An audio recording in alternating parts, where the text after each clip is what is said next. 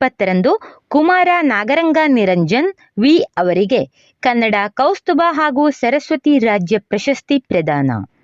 ಸುದ್ದಿಯ ಮಾಹಿತಿ. ತುಮಕೂರು ಜಿಲ್ಲೆಯ ಕೊರಟಗೆರೆ ನಿವಾಸಿಗಳಾದ ವ್ಯವಸಾಯ ಮತ್ತು ಎಲ್ಐಸಿ ಏಜೆಂಟರಾದ ಶ್ರೀ ವೇಣುಗೋಪಾಲ್ ಎಂ ಹಾಗೂ ಶ್ರೀಮತಿ ನೇತ್ರಾ ಬಿಜಿ ರವರ ಮಗನಾದ ಕುಮಾರ ನಾಗರಂಗ ನಿರಂಜನ್ ವಿ ಅವರು ಕೊರಟಗೆರೆ ಚಾಣಕ್ಯ ಪಬ್ಲಿಕ್ ಸ್ಕೂಲ್ನಲ್ಲಿ 10ನೇ ತರಗತಿಯನ್ನು ವಿದ್ಯಾಭ್ಯಾಸ ಮಾಡಿರುತ್ತಾರೆ.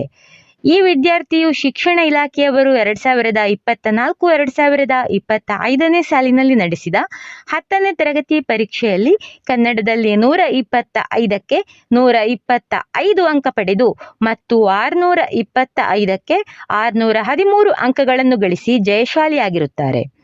ಈ ವಿದ್ಯಾರ್ಥಿಯ ಅತ್ಯುತ್ತಮ ಸಾಧನೆಗೆ ಶಾಲೆಯ ಶಿಕ್ಷಕರು, ಶಾಲೆಯ ಸಿಬ್ಬಂದಿ ವರ್ಗದವರು ಹಾಗೂ ಗುರು ಹಿರಿಯರು ಅಭಿನಂದಿಸಿದ್ದಾರೆ. ಈ ವಿದ್ಯಾರ್ಥಿಯ ಸಾಧನೆಗೆ ರಾಜ್ಯ ಪ್ರಶಸ್ತಿ ದೊರಕಿರುವುದು ನಮಗೆಲ್ಲ ಸಂತಸ ತಂದಿದೆ ಎಂದು ಶಾಲೆಯ ಸಿಬ್ಬಂದಿಗಳು ಪ್ರಕಟಣೆಯಲ್ಲಿ ತಿಳಿಸಿದ್ದಾರೆ.